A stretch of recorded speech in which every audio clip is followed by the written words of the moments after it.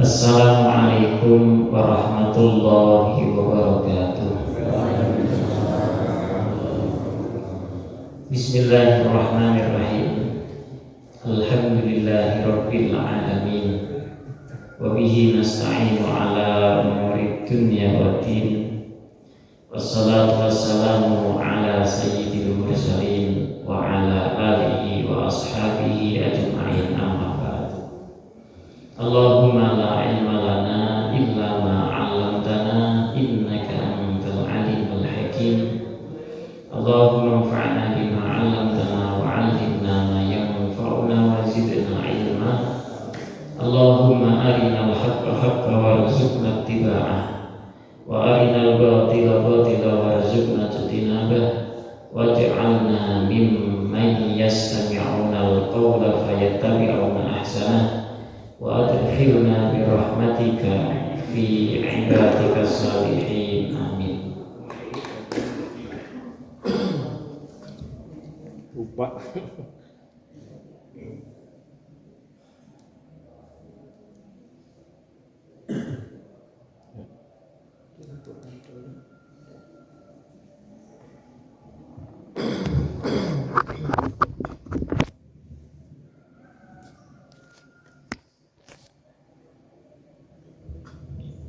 Coba dibalikin Pak, maaf. Nah udah. Nah. Hadirin wal hadirat, mustami'in mustami'at jamaah Masjid At-Taufiq yang dimuliakan Allah Subhanahu wa taala. Kita lanjutkan sedikit lagi tentang fikih siang, fikih puasa. Masih ada beberapa masalah yang seharusnya kita ketahui bersama. Kemudian insya Allah nanti sedikit kita membahas tentang zakat. Sisa daripada fikih siang yaitu permasalahan takhir qada Ramadan. Orang yang memiliki hutang puasa di bulan Ramadan dan sampai Ramadan berikutnya dia belum mengqada, belum membayar, hukumnya bagaimana? Apakah puasanya akan berlipat ganda? Asalnya hutang 5, setahun nggak dibayar, kemudian nanti wajib mengqada jadi 10, 2 tahun nggak diqada jadi 15, 4 tahun nggak diqada jadi 20, atau sekali hutang 5 tetap 5 terus. Maka seluruh ulama dari kalangan mazhab Hanafiyah, Malikiyah, Syafi'iyah dan Hambaliyah atau Hanabilah mengatakan sekali hutang 5 selamanya sampai berapa puluh tahun tetap 5, nggak akan bisa berlipat ganda. Ya, jadi Bapak Ibu yang punya hutang puasa umpama di Ramadan 2023 sampai Ramadan sekarang 2024 belum dibayar, maka Bapak Ibu tetap mengqadanya sama. Hutang 5 dibayar 5, hutang 10 bayar 10, tidak berlipat ganda, tidak beranak, tidak berguna. Tetapi madhab jumhur, mayoritas ulama dari kalangan Malikiyah, Syafi'iyah dan Hanabilah ada tambahan. Apa itu? Setiap 1 tahun dia wajib mengqada plus membayar 1 mud. 1 mud makanan pokok. Kalau 2 tahun 2 mud makanan pokok, 3 tahun 3 mud makanan pokok, dan seterusnya. Nah, ini hitungannya adalah setiap hari. Kalau hutang kita 5 puasa, setahun belum dikodok, maka kita mengkodok 5 puasa plus berapa mud? 5 mud. Kalau hutang kita 5 puasa, 2 tahun belum kita bayar itu puasa, maka kita membayar 5 hari puasa plus berapa mud? 10 mud. Kalau 3 tahun berarti 5 puasa plus 15 mud. Jadi yang berlipat itu adalah mudnya, makanan pokoknya. Nah, terus apakah selama ini saya meninggalkan qada Ramadan berarti wajib kemudian menambahkan mudnya atau tidak? Ada perinciannya. Bapak Ibu, dulunya ketika tidak mengqada puasa Ramadan sampai beberapa tahun ini, itu sudah ada kesempatan waktu untuk mengqada atau belum? Maksud daripada kesempatan waktu itu, kita sehat walafiat, seharusnya sudah bisa mengqada, cuman kita tunda-tunda. Kalau orang yang seperti ini udah ada waktu untuk mengqada tetapi belum juga diqada karena memang dia tunda, maka itu orang wajib menambahkan mud. Sedangkan contoh seperti ibu-ibu ketika di Ramadan 2020 nggak puasa Ramadan full 1 bulan. Kenapa, Bu? Karena saya ketika itu hamil. Ya, setelah hamil melahirkan menyusui, nifas, sampai Ramadan berikutnya masih menyusui. Ya, berarti ini ibu meninggalkan qada Ramadan di tahun 2020 sampai Ramadan 2021 belum diqada dikarenakan ada uzur, tidak memiliki waktu untuk mengqadanya karena uzur syar'i, menyusui, hamil, nifas, haid, gitu. Maka ini ibu wajibnya hanya qada saja, tidak wajib fidyah. Jadi yang wajib fidyah itu hanya bagi orang-orang yang sudah memiliki kesempatan waktu untuk mengqada tetapi belum juga diqada.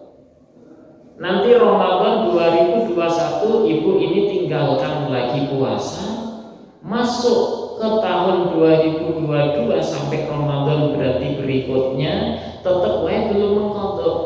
Apakah nanti wajib membayar mud? Ya lihat. Kalau 2021 ke 2022 ibu ini karena memang hamil lagi, menyusui lagi, nifas lagi, hamil lagi terus sampai 5 tahun. Seperti itu perjalanannya. Tidak ada kesempatan untuk mengqada, maka ibu ini selama 5 tahun hanya wajib mengqada saja. Tidak wajib membayar fidyah. Bisa dipaham? Insyaallah ya. Jadi ini kata jumhur Malikiyah, Syafi'iyah dan Hanabilah. Sedangkan menurut mazhab Hanafi, Imam Abu Hanifah atau Imam Nu'man, beliau mengatakan bahwasanya orang yang selama 1 tahun, 2 tahun, 3 tahun, 4 tahun belum mengqada puasanya, maka dia wajibnya hanya mengqada saja, tidak berkewajiban membayar fidyah. Kenapa? Dikarenakan di ayat Al-Quran itu hanya mengatakan apa ayatnya? Fama kana minkum maridun aw ala safarin fa iddatun min ayyamin ukhra. Maka dia wajibnya adalah mengganti mengqada di hari lain, itu saja. Tidak ada kewajiban fidyah, nggak ada. Itu kata Imam Mazhab Hanafi. Dan tidak seorang pun dari ulama yang mengatakan boleh hanya dibayar fidyah saja tanpa qada. Itu tidak ada. Ya, karena sampai sekarang ini saya masih saja mendengar ada orang yang berpemahaman kalau saya tidak puasa Ramadan gara-gara hamil, gara-gara menyusui, kemudian wanita memang diciptakan seperti itu, beberapa tahun hamil, menyusui, melahirkan, hamil, menyusui, melahirkan, maka boleh hanya difidyah saja, tidak diqadha. Masih ada yang berpemahaman seperti itu, dan sepengetahuan saya belum ada ulama yang mengatakan seperti itu. Orang tidak puasa Ramadan diperbolehkan hanya membayar fidyah saja, tidak wajib mengqadha. Itu hanya bagi 2 orang. Ya, ini sudah kita sampaikan sebelumnya. Siapa itu? Orang yang sudah tua renta, udah sepuh, dia nggak mampu, nggak kuat puasa, maka dia wajibnya hanya fidyah saja, tidak berkewajiban mengqadha. Atau yang kedua, orang yang sakit yang tidak dimungkinkan sembuh dari sakitnya. Nah, ini 2 orang saja nih wajibnya membayar fidyah. Sedangkan kalau mengqadha ya berarti selain 2 orang ini, mereka tidak puasa Ramadan, wajibnya mengqadha. Nah, mengqadhanya itu segera atau tidak? Ya. Ketika kita punya hutang puasa Ramadan, apakah sesegera mungkin kita wajib langsung mengqadha? Bahkan kalau kita selingi dengan puasa 6 hari di bulan Syawal itu menjadi tidak boleh atau tidak? Maka lihat, kita dulu ketika meninggalkan puasa Ramadan di bulan Ramadan itu ada uzur atau tidak? Kalau ibu-ibu haid di bulan Ramadan 7 hari, kemudian beres Ramadan Idul Fitri, masuk ke tanggal 2 Syawal, boleh enggak ibu ini puasa 6 hari Syawal sunnah sebelum dia puasa qadha? Maka jawabannya boleh. Loh, harusnya kan qadha dulu, qadha itu fardu, sedangkan puasa 6 hari Syawal hukumnya sunnah. Kenapa dia diperbolehkan mendahulukan hal yang sunnah daripada fardu? Dikarenakan ibu ini ketika dia meninggalkan puasa Ramadan gara-gara ada udzur, yaitu haid, nifas, menyusui, melahirkan, hamil, gitu. Atau bapak-bapak sakit, puasa di bulan Ramadan sakit 1 minggu 7 hari, kemudian masuk bulan Syawal, tanggal 2 Syawal ini bapak pengen puasa 6 hari di bulan Syawal, belum mengqadha, boleh atau tidak? Jawabannya boleh. Kenapa boleh? Dikarenakan ini bapak dulu ketika meninggalkan puasa Ramadan gara-gara ada uzur, yaitu sakit. Safar pun sama seperti itu. Nah, akan tetapi orang yang dulunya ketika meninggalkan puasa di bulan Ramadan itu tanpa ada sebab, tanpa ada uzur sama sekali, maka ini orang wajib segera mengqadha puasanya. Ya, contohnya ada pemuda. Ya, pemuda ini istilahnya nakal lah, nakal, sengaja meninggalkan puasa di bulan Ramadan.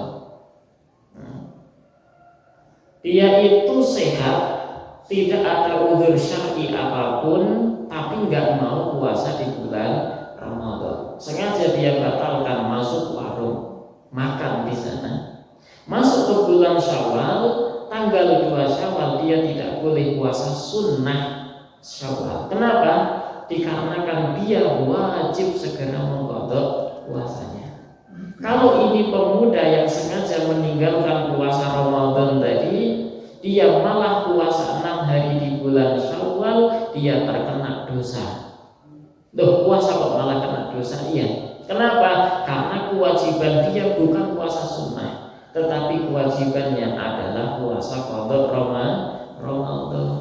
Jadi nggak boleh dia langsung puasa sunnah 6 hari Syawal, dia wajibnya adalah puasa qadha Ramadan. Nah, ini bagi orang yang bertanya, kalau kita masih punya hutang puasa Ramadan, tapi kita mau puasa 6 hari Syawal, mana yang didahulukan, puasa qadha dulu atau 6 hari Syawal dulu? Ya, maka jawaban Bapak bagaimana?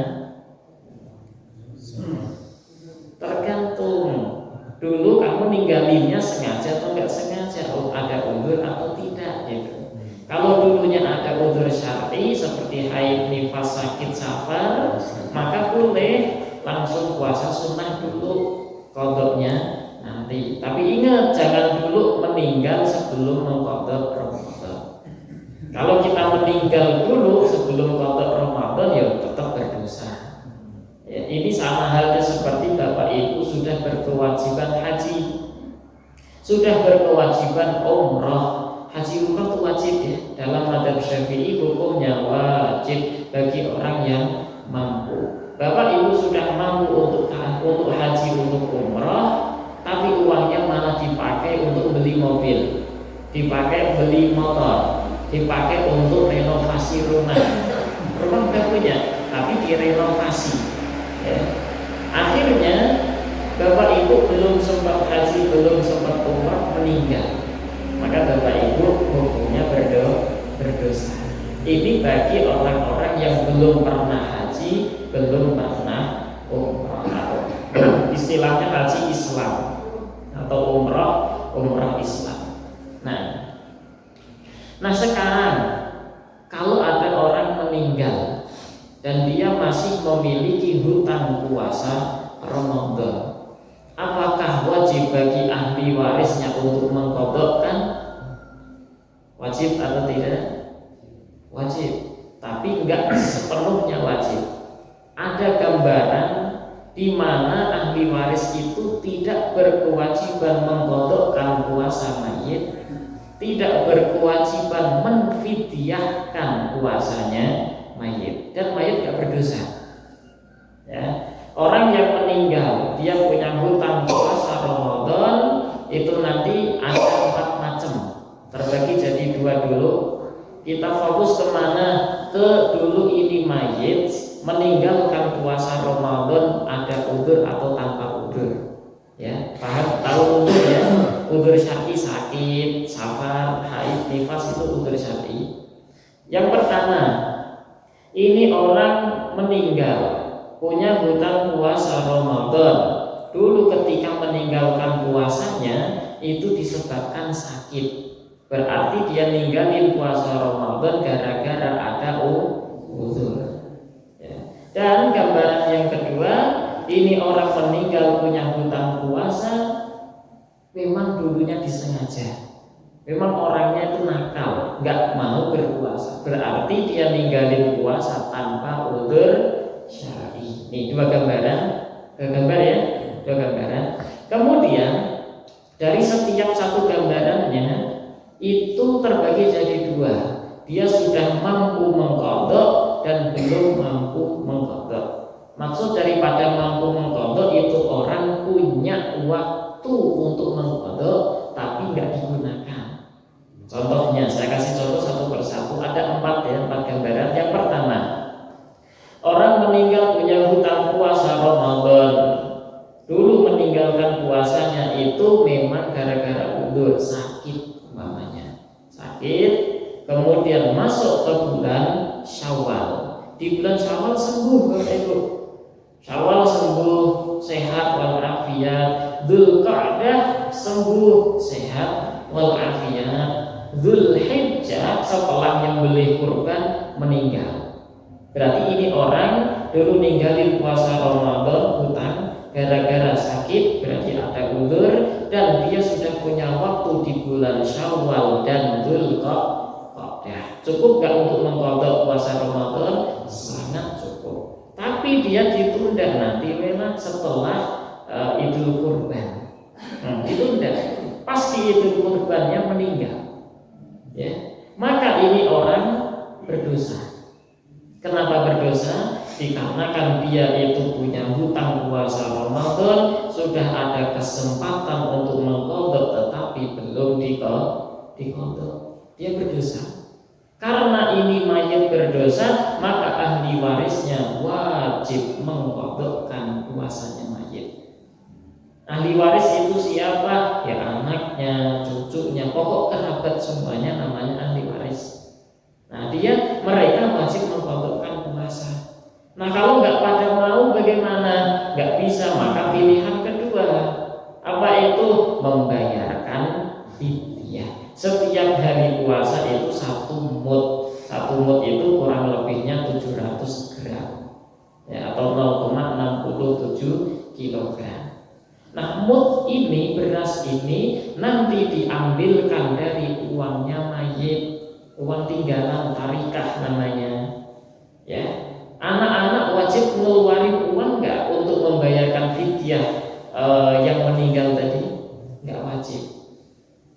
Orang tua punya hutang, kemudian si orang tua nggak ninggalin apapun, nggak ada yang bisa dipakai untuk bayar hutang. Anaknya wajib membayarkan dengan uang mereka atau tidak? Nggak wajib. Ya, anak tidak wajib membayarkan hutang orang tuanya yang sudah meninggal. Nggak wajib. Tapi kalau membayarin boleh atau tidak? Boleh. Tapi masa anak tega? Karena hutang itu Bapak Ibu akan ditagih sampai yaumul qiyamah. Karena di dunianya tidak bayar, maka di akhiratnya ditagih. Wajib itu ditagih. Nanti ditagih kebaikan dia, orang yang berhutang tadi dilimpahkan kepada orang yang ngutangin. Kalau ini orang nggak punya kebaikan, bagaimana? Keburukan orang yang ngutangin dilimpahkan kepada orang yang berhutang. Nah, jadi bahaya itu ya. Masalah hutang piutang sebisa mungkin diselesaikan sebelum meninggal. Itu gambaran pertama ya. Ninggalin puasa karena uzur, kemudian sudah ada waktu kesempatan mengqadha tapi tidak dia gunakan, keburu meninggal, maka mayitnya berdosa, ahli warisnya wajib mengqadhakan atau membayarkan fidyah. Gambaran yang kedua, seorang meninggalkan puasa Ramadan gara-gara sakit, kemudian masuk ke bulan Syawal, Idul Fitri tanggal 1 Syawal, ikut sholat Id, kemudian meninggal. Ya, meninggal setelah sholat Id. Maka ini orang ninggalin puasa gara-gara uzur dan belum memiliki waktu untuk mengqadha. Karena nggak ada hari apa? Tanggal 1 Syawal nggak boleh kita puasa, hukumnya haram. Maka ini mayat berdosa atau tidak? Tidak. Nggak berdosa. Kenapa? Dulu ninggalin puasa Ramadan memang ada sebab uzurnya. Nah sekarang dia mau mengqadha tapi nggak punya waktu, nggak ada kesempatan untuk mengqadha. Maka ini mayat tidak berdosa. Nah ahli warisnya wajib mengqadhakan puasa atau tidak? Nggak wajib. Ini gambaran ini. Ahli waris tidak wajib mengqadhakan puasa. Fidyah bagaimana? Enggak juga. Enggak wajib membayarkan fidyah. Dan yang ketiga dan keempat, ini wajib si mayitnya berdosa dan si ahli waris wajib mengqadhakan atau membayarkan fidyah, yaitu ketika mayit sengaja meninggalkan puasa Ramadan tanpa ada uzur. Pemuda yaitu memang nakal, sengaja ninggalin puasa Ramadan tanpa uzur, kemudian sudah ada kesempatan 3 bulan, 4 bulan, 6 bulan setelahnya belum juga diqadha, meninggal, maka si mayitnya berdosa. Karena apa? Dosanya double. Dia itu karena ninggalin puasa sengaja, terus punya kesempatan mengqadha tapi belum diqadha. Terus ahli warisnya wajib mengqadhakan atau membayarkan fidyah. Dan yang keempat, ini pemuda nakal sengaja meninggalkan puasa Ramadan, di Idul Fitrinya langsung meninggal, tetap berdosa. Kenapa? Karena sengaja meninggalkan puasa di bulan Ramadan. Jadi ada 4 gambaran. Yang pertama berdosa dan wajib mengqadhakan, yang kedua tidak berdosa tidak wajib mengqadhakan, yang ketiga keempat berdosa dan wajib mengqadhakan. Ya, ini kalau ada orang yang meninggal punya hutang puasa. Nah kalau hutang sholat bagaimana? Wajibkah kita qadhakan atau kita fidyahkan? Seluruh ulama 4 mazhab sepakat. Hanafiyah, Malikiyah, Syafi'iyah dan Hanabilah mengatakan tidak wajib diqadhakan. Sholat mayit yang hutang itu dulu sengaja, walaupun sengaja ya, ninggalin sholat atau sakit sampai nggak sholat, maka ini ahli waris tidak wajib mengqadhakan. Ahli waris tidak wajib membayarkan fidyah. 4 mazhab sepakat itu. Ya, tetapi Imam Tajuddin As-Subki memiliki fatwa bahwa sholat ini dikiaskan dengan puasa. Wajib bagi ahli waris untuk mengqadhakan atau membayarkan fidyah. Siapa yang memfatwakan? Imam Tajuddin As-Subki. Ada disebutkan di dalam kitab Fathul Mu'in. Berikutnya, man indahum a'mal syaqqah. Seseorang yang memiliki pekerjaan berat seperti tukang bangunan, kuli panggul, ya, atau tukang panen padi, panen sawit, boleh nggak mereka membatalkan puasa mereka? Dikatakan boleh mereka membatalkan puasanya, tapi dengan syarat. Apa itu? Syaratnya adalah umpama ia tinggalkan pekerjaan tersebut, dia bela-belain puasanya kemudian enggak bekerja, akan ada beberapa harta yang rusak. Contohnya, saya sudah beli semen 1 DO, ya, yang beli semen 1 DO, kemudian masuk bulan Ramadan. Ini kalau nggak dikerjakan di bulan Ramadan ini, semen saya mati semua. Ya kan, semen kalau dibiarin mati. Ya kan, apalagi taruh di tanah udah langsung mati semua, nggak bisa dipakai. Kalau nunggu beres Ramadan, mati semen saya.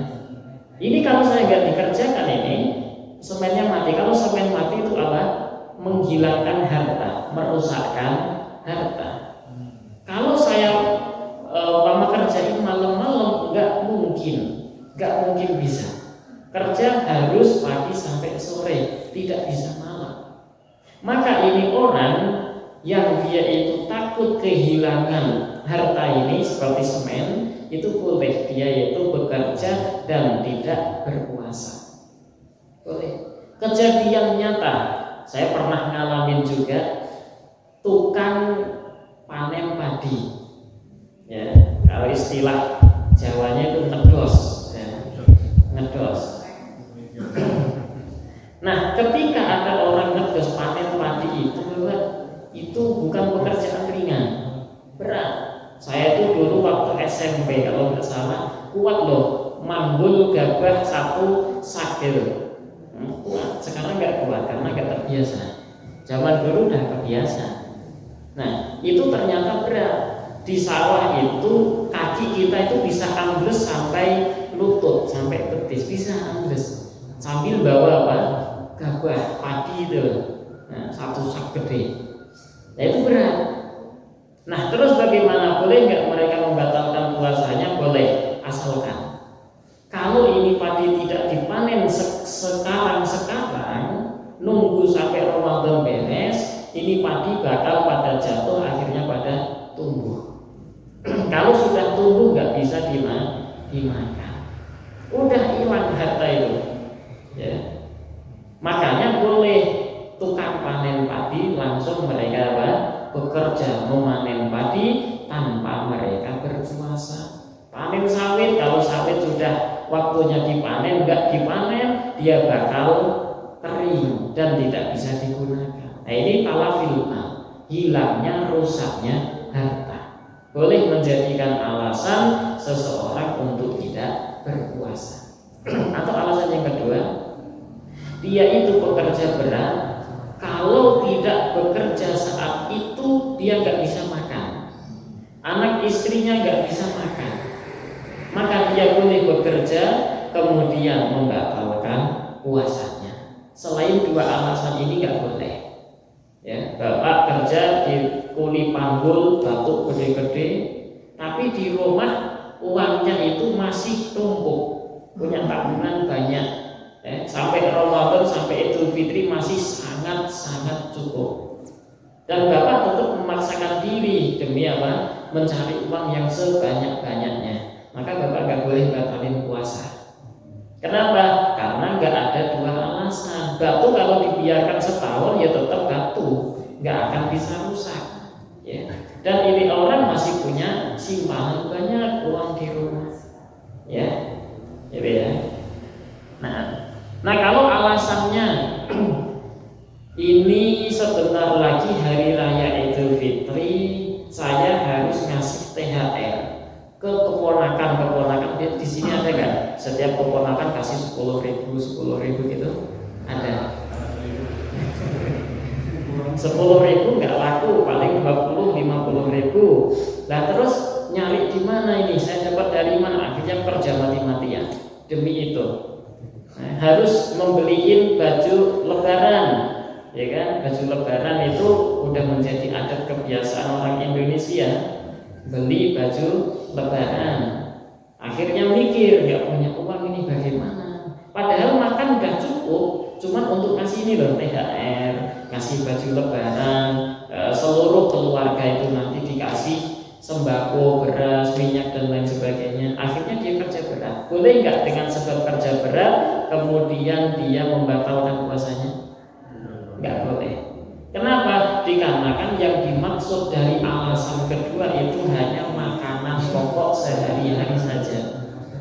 Ya, hanya makanan pokok. Kalau makanan pokok sudah terpenuhi, ya sudah, dia tidak boleh membatalkan puasa. Nah, at-tabarruk bidam, donor darah membatalkan puasa atau tidak? Tidak. Dalam mazhab Syafi'i tidak membatalkan puasa. Maliki dan Hambali tidak batal puasanya. Mendonorkan darah. Kenapa? Karena orang yang donor darah itu darah yang keluar, bukan yang masuk.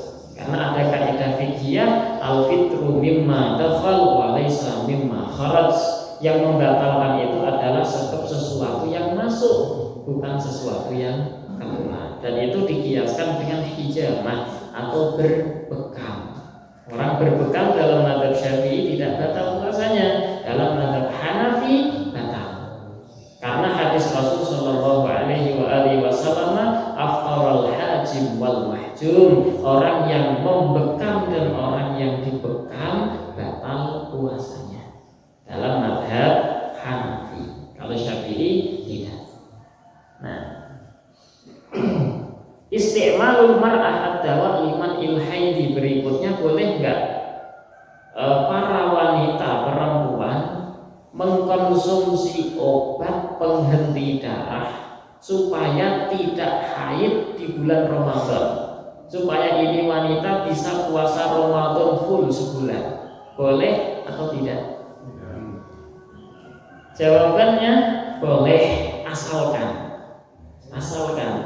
dia sudah konsultasi ke dokter muslim adil. Kalau saya konsumsi ini obat penghenti darah, tidak akan terjadi apa-apa pada diri saya. Artinya tidak membahayakan.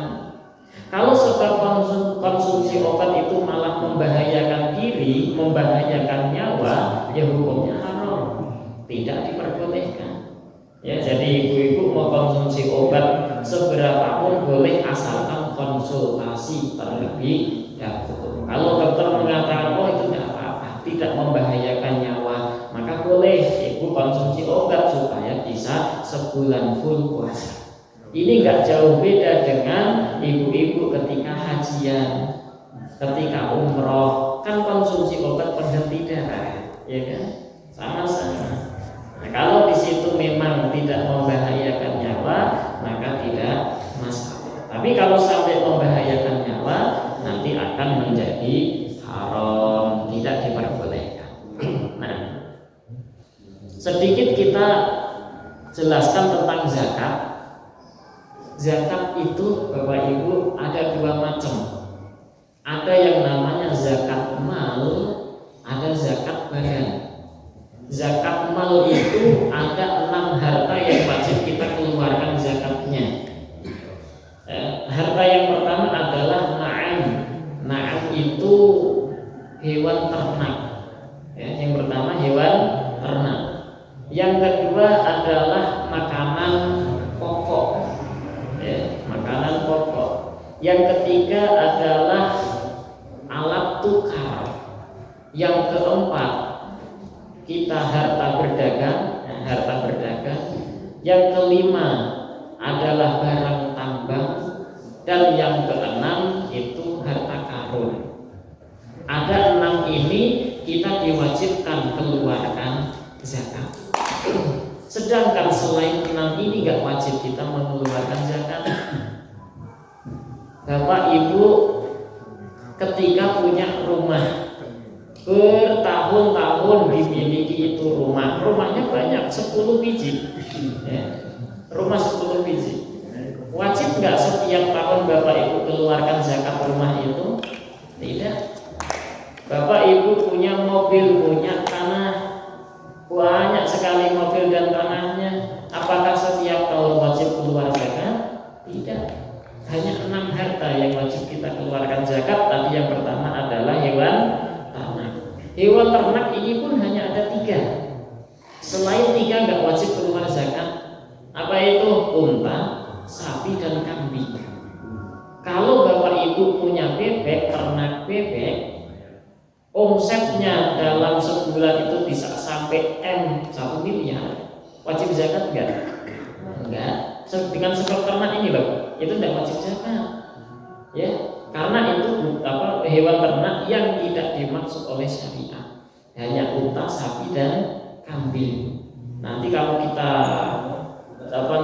perdalam lagi, itu nanti di unta, sapi, kambing ini ternyata kita orang Indonesia tidak wajib keluarkan zakat. Kenapa? Ada syaratnya. Unta, sapi, dan kambing ini syarat supaya kita wajib zakat adalah kita gembalakan.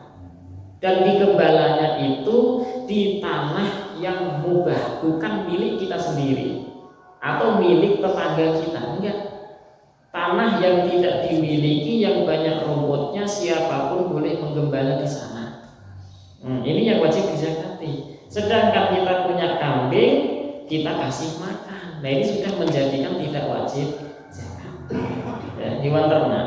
Yang kedua yang wajib kita zakati itu dari mal, zakat mal, itu adalah naqdani, alat tukar. Alat tukar itu ada 3, emas, perak, dan uang. Bapak kalau sudah punya emas 20 mithqal atau sekitar 85 gram emas, Bapak sudah wajib zakat. Tapi syaratnya harus 1 tahun, ya. Nah, dari Syawal itu sudah punya 85 gram emas sampai Syawal berikutnya.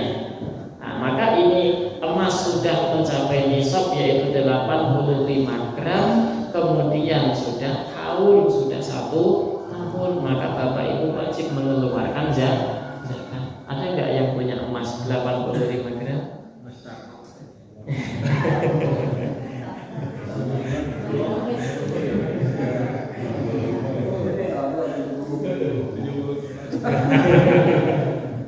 Bukan master. Emas. Nah, kalau ibu-ibu bagaimana? Punya perhiasan 1 kilo.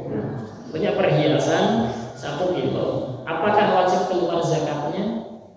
Dalam madhab Maliki, Hambali, dan Syafi'i, emas perhiasan milik ibu-ibu tidak wajib dikeluarkan zakat. Jadi aman, Bu. Bu Uli masuk banyak-banyaknya. Iya, dikumpulin. Aman, tidak wajib keluar zakat. Tapi kalau emas batangan wajib zakat. Ini perhiasan yang dipakai kalung, anting, gelang, itu yang dimiliki oleh ibu, oleh wanita, itu tidak wajib keluar zakat. Tapi kalau emas kalung ini dimiliki oleh laki-laki, wajib keluar zakat. Kalau istilah syariatnya namanya hauli muharram, perhiasan yang haram. Karena laki-laki kan haram memakai perhiasan emas. Itu makanya tetap wajib zakat. Perak, kalau perak berapa nisabnya? 200 dirham. 200 dirham itu sekitar 597 gram perak. Kalau diuangkan, kalau umpama perak itu 1 gramnya 15.000 rupiah. Kemarin terakhir saya ngecek itu di tanggal 19 Maret 1 Rp13.000 1 gramnya, Rp13.000. Nah ini saya buat Rp15.000, itu dikalikan 500 sekian gram, munculnya itu 7 juta sekian, bukan 8 juta.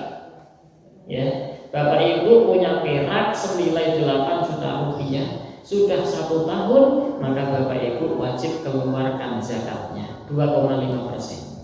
Uang pun sama. Bapak Ibu punya uang sudah mencapai nisab, nisabnya sama seperti perak ya. Uang berarti 8 juta rupiah. Bapak Ibu punya 8 juta rupiah dan ini stagnan terus bahkan bertambah sampai 1 tahun, maka Bapak Ibu wajib keluar zakat. Syawal, tanggal 1 Syawal Bapak Ibu punya 8 juta. Terus Dzulqa'dah, Dzulhijjah, Muharram, Rabiul Awal, Rabiul Tsani sampai Syawal berikutnya malah nambah jadi 20 juta. Maka Syawal berikutnya Bapak berkewajiban mengeluarkan zakatnya. Ya, berapa? 2,5%. Nah kalau uang 20 juta rupiah, 2,5%-nya berapa?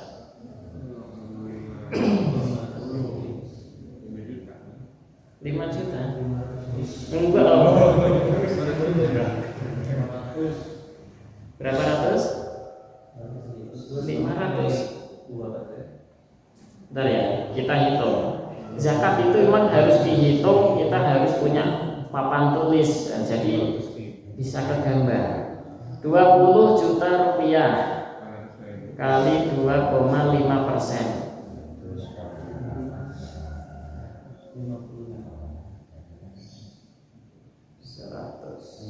500.000 rupiah Pak. Ya. Bapak punya uang 20 juta rupiah, mengendap selama 1 tahun, zakatnya 500.000 rupiah. Sedikit atau banyak? Sedikit zakatnya, 500.000, cuman berat, Masya Allah. Iya kan? Itu. Nah, kecuali nanti ketika Bapak Ibu punya uang sudah 10 juta di bulan Syawal, kemudian sampai bulan Rabiul Tsani atau Rabiul Awal, Bapak ini 5 juta untuk maulid umpamanya. Kemudian sampai Syawal berikutnya uangnya menjadi 100 juta. Apakah sudah wajib zakat atau belum? Belum.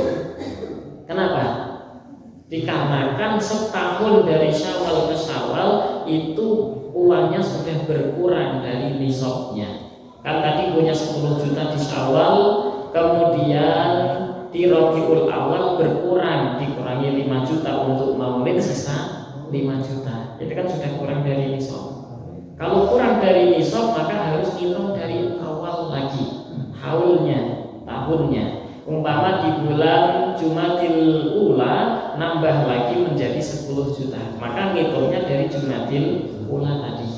Ya berarti nanti sampai Jumadil Ula yang berikutnya itu baru berkewajiban zakat. Dan berikutnya ada kewajiban lagi zakat makanan pokok. Makanan pokok itu ada 2 macam, ada buah, ada biji-bijian. Buah itu hanya ada 2 yang wajib dizakati, yaitu anggur sama kurma. Bapak Ibu punya mangga, sekali panen itu nilainya 100 juta. Apakah sekali panen wajib zakat? Tidak. Ya, yang wajib dizakati hanya anggur dan kurma. Dari buah-buahan, kalau dari biji-bijian semua yang menjadi makanan pokok. Bapak Ibu nanam kacang hijau, sekali panen nilainya itu 10 juta, wajib zakat? Tidak. Ya, karena kacang hijau bukan makanan pokok. Makanan pokok itu gandum, beras, itu makanan pokok. Nah, kita sekilas ya, sekilas. Karena kita mengejar ke zakat badan, zakat fitrah. Kemudian ada zakat tijarah, perdagangan. Zakat perdagangan itu Bapak Ibu ada syaratnya, 7 kalau tidak salah syaratnya itu. Bukan ketika kita punya rumah, ya, rumah pribadi kita jual, harga berapa? Laku 5M, wajib keluar zakat enggak? Enggak. Loh kan berdagang, tidak wajib. Kenapa? Karena syarat zakat perdagangan itu adalah ketika kita memiliki barang dagangan ini, tujuan kita adalah untuk diperdagangkan. Sedangkan tadi rumah pribadi, bukan untuk diperdagangkan. Walaupun setelah itu dijual, saya punya HP, ini HP milik saya sendiri, untuk saya gunakan, tujuan saya belinya, kemudian saya jual 100 juta, wajib zakat? Enggak. Karena apa? Saya dulu ketika memiliki niatnya untuk dipakai sendiri, bukan untuk diperdagangkan. Berbeda ketika saya beli HP, memang tujuannya adalah untuk saya berdagang, untuk mencari keuntungan. Ya. Oh, syaratnya masih ada, insya Allah nanti kalau ada kesempatan kita bahas tuntas tentang zakat ini. Karena masih banyak sekarang orang tanya, Ustaz, saya kemarin habis jual rumah, laku 3M, saya zakatnya berapa? Ya nggak ada zakatnya. Kenapa? Lo kan berdagang, iya, berdagang cuma nggak ada zakatnya. Kenapa? Tadinya ibu itu rumah pribadi. Beda dengan kalau bapak ibu memang jualan rumah properti. Dan beli rumah tujuannya untuk dijual lagi. Nah ini ada zakat perdagangan. Ya, kalau properti. Dan ada kemudian zakat barang tambang, zakat rikas, kita lewati, kita langsung ke zakat fitrah. Bapak Ibu, zakat fitrah itu hukumnya wajib. Kewajiban zakat fitrah itu hanya bagi orang yang menemui akhir bulan Ramadan dan awal bulan Syawal. Ini syaratnya. Kalau ada orang meninggal jam 5:30 di akhir bulan Ramadan, apakah wajib zakat? Enggak. Karena betul dia menemui akhir Ramadan, tapi kan tidak menemui awal Syawal. Atau anak lahir jam 6:15 malam, ya, maghrib, setelah masuk waktu maghrib itu lahir anak. Apakah ini si anak wajib dikeluarkan zakat fitrah?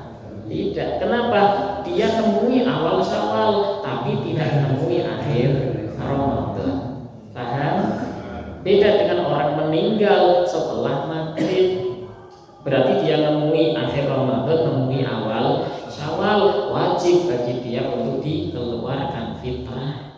Atau anak lahirnya 5:30, ya, Ramadan akhir dia temui, awal Syawal pun ditemui, walaupun setelah itu meninggal, ya, cuman lahirnya itu, hidupnya cuma 3 jam umpamanya, tetap wajib keluar zakat. Paham? Zakat fitrah itu berapa? Zakat fitrah itu 1 sok. 1 sok sama dengan 4 mud. Jumhur ulama dari madhab Maliki, Syafi'i dan Hambali, 1 sok itu sama dengan sekitar 2,7 kilo, ya, 2,7 kilo, sekitar itu. Ada yang mengatakan bahkan di Kemenak 2,5 kilo. Kalau liter sekitar 3 liter sekian. Itu menurut madhab jumhur. Sedangkan Hanafi itu lebih banyak. Berapa? 4,5 kilo 1 soknya. Zakat fitrahnya itu segitu. Semalam saya muzakarah dengan beberapa ashab, teman-teman kita. Muzakarah, saya itu mencari kebenaran. Kalau kita mau menzakati pakai uang, itu bagaimana, sah atau tidak? Terus kalau kita mau zakat pakai uang, apakah wajib mengikuti takaran madhab Hanafi? Ya, kita muzakarah terus murojaah. Kesimpulannya, kalau kita mau taklid ke madhab Hanafi, maka wajib mengikuti takaran madhab Hanafi, yaitu 4,5 kilo. Tapi ketemu di madhab Syafi'i, kaulnya Imam Ar-Ruyani. Imam Ar-Ruyani, beliau meninggal tahun 500 sekian Hijriah, ya, berarti masih awal-awal ulama mu'asirin, khalaf. Beliau itu memperbolehkan bahwa kita madhab Syafi'iyah mengeluarkan zakat itu dengan menggunakan kimah atau uang. Itu diperbolehkan Bapak Ibu, dengan ukuran kita sendiri, yakni ukuran 2,5 atau 2,7. diperbolehkan. Nah, ini memungkinkan Kemenak itu merujuk ke sini. Ya. Jadi yang kemarin di edaran dikasihkan ke saya, itu saya cari kok bisa ya Kemenak menentukan segini. Ya, zakat fitrah dengan uang itu ada yang 40 atau sampai 50.000 rupiah. Kita cari, ternyata benar ada qaul pendapat dalam madzhab Syafi'i, walaupun lemah ini lebih baik daripada kita harus berpindah madhab ngikuti madhab Hanafi. Nah, itu diperbolehkan. Nah, kemarin Pak Heri di-share nggak yang video itu Pak? Zakat fitrah? Enggak. Itu penting masalahnya. Jadi di zakat fitrah itu ada waktunya. Waktu zakat fitrah itu kapan? Ada 5 Bapak. Waktu wajibnya itu adalah ketika kita menemukan bulan Ramadan dan menemukan bulan Syawal sebagaimana yang disebutkan di awal tadi. Berarti kalau orang masuk bulan Ramadan, setengah Ramadan meninggal, apakah dia sudah wajib zakat fitrah? Tidak, karena tidak menemui bulan Syawal. Kemudian ada waktu yang paling utama ketika mengeluarkan zakat fitrah itu kapan? Yakni setelah fajar di bulan Syawal, awal Syawal, dan sebelum sholat Id. Itu waktu paling utama. Ya, paling utama. Kalau kita mau mengeluarkan zakat fitrah di waktu itu, pahalanya paling besar. Tapi mana mungkin takmir masjid mau bagiin di waktu itu? Cukup nggak waktunya? Oh, kemungkinan nggak cukup. Makanya ditakjil di setelah maghrib. Bahkan di Ramadan pun sudah dibuka, ya, untuk ngejar waktu itu. Dan ada waktu jawaz, waktu boleh, yakni min awal Ramadan, tanggal 1 Ramadan Bapak Ibu udah keluar zakat fitrah. Itu boleh, namanya zakat muajjalah, zakat fitrah yang disegerakan, ya, diperbolehkan. Dan ada waktu makruh, yaitu mengakhirkan mengeluarkan zakat fitrahnya setelah sholat Id. Itu waktu makruh, bukan haram ya. Itu makruh. Sampai kapan? Sampai terbenamnya matahari di tanggal 1 Syawal. Tapi boleh enggak? Ya boleh.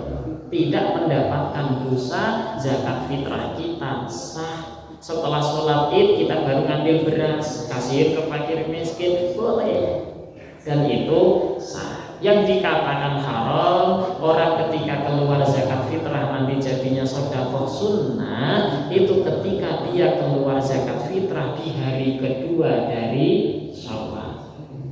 Ini hukumnya haram, hukumnya nanti menjadi sedekah sunnah. Itu pun kalau tidak ada udzur. Kalau ada udzur seperti contoh orang fakir miskinnya masih dalam perjalanan, bagaimana? Barulah itu tidak terkena hukum. Nah, ini waktu-waktu kita mengeluarkan zakat fitrah. Nah, insya Allah bisa dipaham ya. Ada pertanyaan? Maka silakan. Kajian kilat ini. Insya Allah nanti di waktu luang kita bahas tuntas. Nah,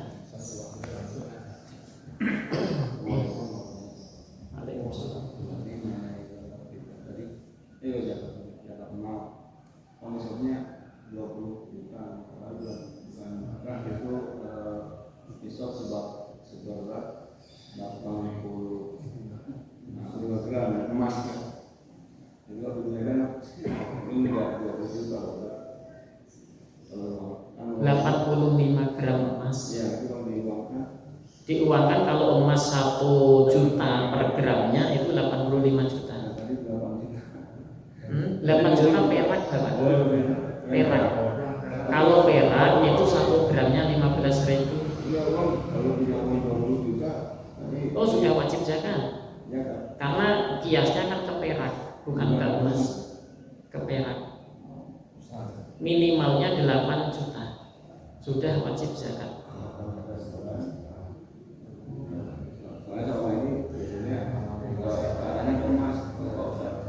Kalau ke emas, sebesar 85 gram emas selama 1 tahun, baru ada besok. kayaknya banyak orang punya yang belum merayakan. Kebanyakan banyak duit itu aja 20 juta tapi kalau 8 juta. enggak kalau duit Iya, duit 8 juta. 8 juta ya. Duit 8 juta. Terus yang keduanya mengenai etikaf yang disunahkan Nabi itu yang seperti apa? Kadang-kadang sekarang ini etikaf yang ada di masjid-masjid itu kan seolah seperti di apa ya? Sedangkan di apa seperti program gitu. Sedangkan itu adalah amalan inferiority kan. Nah, yang harusnya pribadi bagaimana kita menghubungkan diri dengan Allah, namun dan di agama lain seperti bersemedi lah, tidak ada keluar. Sekarang itu kebanyakan ada yang pelatihan, ada yang pembagian masanya, ada yang pembagian ceramahnya, ada yang itu adalah seperti contoh nabi atau enggak gitu. Hanya kalau pernah berjalan di zaman dulu waktu masih karena itu kalau udah waktunya tuh masing-masing aja nggak ada yang sekarang ini gitu. Jadi kalau sekarang ini gimana itu ada orang itu boleh karena seterusnya kan seperti itu kalau itu hanya latihan sampai berhentinya kapan gitu. Iktikaf itu apa sih? Iktikaf adalah berdiam diri di masjid. Apakah harus seharian? Tidak. Madzhab Maliki, Syafi'i dan Hambali walaupun hanya sebentar saja, sedetik saja dia berada di masjid atau cuma lewat doang dia niat nawaitul itikaf fi hadzal masjid madumtu fi, maka sah itu itikaf. Mau jalan, mau ngepel, mau nyapu, mau apapun yang dia kerjakan sah itikafnya. Kecuali madzhab Hanafi harus seharian itikaf itu. Ya, makanya itikaf itu kalau kita mau ngadain acara kajian kayak gini ya sah-sah aja. Saya selama masuk masjid dari awal tadi masuk masjid udah saya niatkan itikaf. Mau bagaimanapun saya di masjid, mau kajian, mau tidur, mau makan, itu namanya itikaf. Jadi tidak ada makna itikaf itu harus menyendiri takhliyah, kita hanya tawajuh kepada Allah saja enggak. Dapat ikut ngobrol di masjid niat itikaf dapat pahala itikaf. Nah, tidak ada keharusan itikaf harus begini, tidak ada sama sekali. Dan tidak seorang pun ulama yang mensyaratkan itikaf itu harus ngaji enggak, itikaf harus sholat enggak, itikaf harus zikir enggak. Bahkan kita ngobrol sudah masuk kategori itikaf, yang penting berada di masjid. Nah, sah-sah saja kalau sekarang dibuatkan program. Nah, tadi mau diluruskan, kan selama ini kita beranggapan bahwa zakat mal itu ke emas ya, 85 gram, terus kita dapat 2 juta. Ini kan selama ini yang pertanyaan itu pertama mau diluruskan. Jadi masyarakat belum tahu itu banyak. Tahunya itu 85 gram. Jadi nggak pada bayar zakat mal. Lewat yang kedua, apakah di piutang kita yang lebih dari itu ya, wajib dijakatmalkan atau di barang? Umpamanya di barang itu kalau konversi di kain, kalau di bangunan, di material bangunan, di semen dan lain-lain, berupa barang itu diuangkan, apakah itu termasuk apakah harus diwajib dijakatmalkan? Zakat mal contoh seperti uang itu dikiaskannya ke perak, bukan ke emas. Ya, kalau ke emas itu hanya untuk partai besar, orang yang sudah kaya raya, nah itu ke emas. Padahal sebenarnya enggak juga. Perak itu sudah sangat mencukupi, karena minimalnya adalah di perak, bukan di emas. Jadi kita punya uang 10 juta sudah mendem selama 1 tahun, wajib keluar zakatnya 2,5%. Kalau 10 juta berarti 250.000 rupiah, wajib keluar zakat. Ya, ke perak bukan ke emas. Kemudian piutang kita, kalau ada orang yang hutang kepada kita senilai 10 juta rupiah kan sudah nisab. Dan setahun belum terbayarkan, berarti uang kita masih ada di orang tersebut. Apakah kita wajib keluar zakat? Nah, wajib bagi kita mengeluarkan zakatnya. Tapi kapan mengeluarkannya? Nah ini khilaf, ada perbedaan. Kalau wajibnya semua ulama mengatakan wajib keluar zakat. Cuman mengeluarkannya kapan? Ada yang mengatakan keluarkan sekarang, walaupun uangnya masih ada di orang lain, pakai uang kita dulu. Ada yang mengatakan nanti setelah uang 10 juta kembali ke kita, walaupun 2 bulan, 3 bulan berikutnya tidak masalah. Walaupun berapa tahun kemudian, ya, walaupun 3 tahun, tapi kan berat jadinya numpuk nanti. 10 juta 250, kalau 3 tahun berarti 750. Oh berat, habis jadinya. Kalau 4 tahun aja sudah 10 juta, ya kan? Ya udah sedikit demi sedikit nanti kita berikan. Nah, kalau di barang, nah kalau barang gimana Pak? Kita punya semen diutang orang, gitu ya. Maka semen ini nggak wajib keluar zakat karena semen tidak termasuk alat tukar. Semen itu bukan harta yang wajib kita keluarkan zakatnya. Semen, motor, mobil, rumah, tanah itu tidak wajib keluar. Jadi hanya ada 6 aja harta yang wajib kita keluarkan zakatnya. Nah, silakan. Kalau misalkan tadi yang nilai uang itu dalam bentuk tabungan, yang pertama satu dalam bentuk tabungan, kemudian yang kedua kita mengutangkan misalkan dalam bentuk material. Misalkan ada orang yang membeli ketika material seperti pasir, batu. Nah, berarti itu utangnya apakah termasuk misalkan piutang ya, nilainya mungkin sekitar ada 20 juta atau 30 juta. Jadi mereka berutang material ke kita. Nah, apakah perlu piutangnya itu kita keluarnya juga bisa? Bapak gini, kalau ada orang yang hutang material, mereka itu beli atau memang akan mengganti dengan sepelit pasir. Biasanya dalam bentuk nilai uang. Nilai uang berarti kan beli Pak. Mereka hutang ke kita ya uang berarti. Tapi walaupun piutang itu wajib dikeluarkan zakatnya. Cuman tadi ngeluarin zakatnya kapan? Ketika dia sudah membayar. Kemudian untuk tabungan tersendiri apakah tabungan yang disimpan misalkan? Ya. Apakah dalam bentuk tunai yang kita miliki atau dalam bentuk tabungan juga? Kalau uang keluarin zakat pakai uang, mau dari uang manapun bebas. Kalau emas keluarin zakatnya juga emas, perak keluarin zakatnya perak juga. Kalau tabungan berarti dia pakai uang keluarin zakatnya, tapi uang siapa yang mana? Mana aja. Yang penting uang itu milik kita atau tunai yang kita miliki keluarin. Bapak Ibu nabung untuk haji, untuk umroh. Saya pernah punya tabungan BSI haji, cuma nggak pernah diisi. Ya. Katanya Pak, udah nabung aja. Nanti kalau sudah sampai 25 juta, nanti baru dapat kursi, gitu ya. Jangan nabung setiap bulan masukin. Enggak sampai 25 juta. Ya, udah 10 juta ya berarti saya wajib zakat karena itu milik saya. Ya. Kecuali kalau udah dibayarin temenan. Nah, kalau sudah dibayarkan, ini saya belum ketemu, saya perlu cross check lagi ke petugas hajinya. Apakah ini uang yang sudah saya bayarkan untuk kursi itu saya membayar atau statusnya masih milik saya? Saya harus cross check ke sana dulu. Biasanya kalau udah 25 itu udah ditransfer langsung temenan. Kalau ya. Kalau umpamanya seperti itu gambarannya berarti saya sudah membayar dan itu bukan uang saya lagi. Kalau bukan uang saya berarti sampai berapa puluh tahun pun saya nggak wajib keluar zakat. Nah, satu lagi, mangga.